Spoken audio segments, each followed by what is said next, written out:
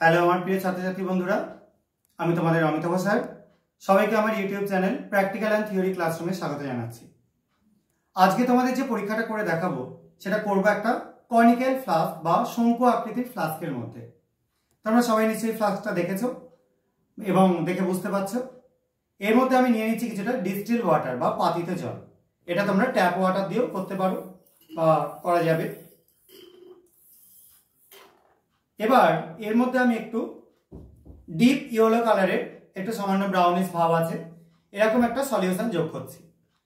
কিসের সলিউশন সেটা আমি পরে আলোচনা করব। যোগ করবার পর দেখো এটা একটু ইয়েলো কালার হয়ে গেল, একটুখানি ট্রান্সপারেন্ট একটা ইয়েলো কালার হয়ে গেল। এবার এর মধ্যে একটা স্ট্র ইয়েলো কালারের সলিউশন যোগ করব। এটাও কি সলিউশন সেটা আমি পরে বলছি। এবং যোগ করবার পর দেখবে কি চেঞ্জটা হচ্ছে, খুব অদ্ভুত একটা চেঞ্জ হবে। সেই চেঞ্জটা দেখলেই তোমরা বুঝতে পারবে যে কিরকম টাইপের আমরা পরীক্ষাটা করতে চলেছি। এবং লাস্টে আমি এক্সপ্লেন করে দেবো আসলে কি ঘটনা ঘটছে। তাহলে যোগ করা যাক। দেখো সবাই নিশ্চয়ই খুব ভালো করে লক্ষ্য করছো, খেয়াল করো। দেখো আস্তে আস্তে কি হয়ে যাচ্ছে, সবুজের দিকে এগোচ্ছে, ময়ূরকণ্ঠী কালার হয়ে যাচ্ছে, আরো যোগ করছে। দেখো দেখো যে জিনিসে পরিণত হলো সেই কালারটা অনেকের কাছে, যারা আঁকা শেখা বিশেষত সবার কাছে খুব পরিচিত, প্রুসিয়ান ব্লু কালার। এবং এই যে কালারটা তৈরি হলো, এই কালারটা তৈরি হলো আয়রনের একটা সল্টের জন্য। আমি এখানে নিয়েছিলাম ফেরিক ক্লোরাইড, এই যে সলিউশনটা নিয়েছিলাম ফেরিক ক্লোরাইড FeCl3 সলিউশন। তার মধ্যে যোগ করলাম এই যে স্ট্র ইয়েলো কালারের সলিউশন, এটার নাম হচ্ছে পটাশিয়াম ফেরোসায়ানাইড K4FeCN6। K4 এর পর থার্ড ব্র্যাকেটের মধ্যে FeCN6।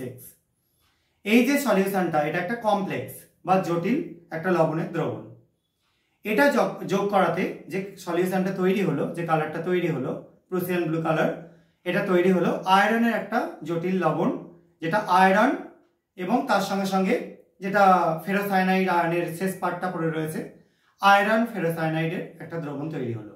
এটাও কিন্তু একটা দ্রবণ, এটা কিন্তু তোমরা দেখতে পাচ্ছ একটা নীল বর্ণের দ্রবণ তৈরি হয়ে রয়েছে। এবং এই দ্রবণটা যদি তৈরি হয়ে যায়, এই কালারেশন যদি আসে, তাহলে কিন্তু আমরা কনফার্ম হয়ে যাই এখানে আয়রন আছে। যে মেটেরিয়াল নিয়ে আমরা টেস্ট করছি সেখানে আয়রন আছে। মেনলি যারা 11-12 ছেলে মেয়ে বা উঁচু ক্লাসের ছেলে মেয়ে যারা সায়েন্স নিয়ে পড়ছে এবং কেমিস্ট্রি আছে, তাদের প্রত্যেকেরই আয়রন ডিটেকশনের জন্য এই পরীক্ষাটা অবশ্যই করতে হয়। কিন্তু এর কালার চেঞ্জিংটা সত্যিই প্রচন্ড সুন্দর। আশা করা যায় তোমাদেরও খুব ভালো লেগেছে। তো তোমাদের যদি ভালো লেগে থাকে তাহলে চ্যানেলটাকে সাবস্ক্রাইব করো, ভিডিওটাকে লাইক করো এবং বন্ধুদের মধ্যে শেয়ার করার চেষ্টা করো। আর যদি কারো এই সংক্রান্ত ব্যাপারে কোনো সমস্যা থাকে, প্রশ্ন থাকে, তাহলে তোমরা কমেন্টে লিখে জানাতে পারো। আজকের মতো এইটুকুনি। সবাই খুব ভালো থাকবে, সাবধানে থাকবে। বাই।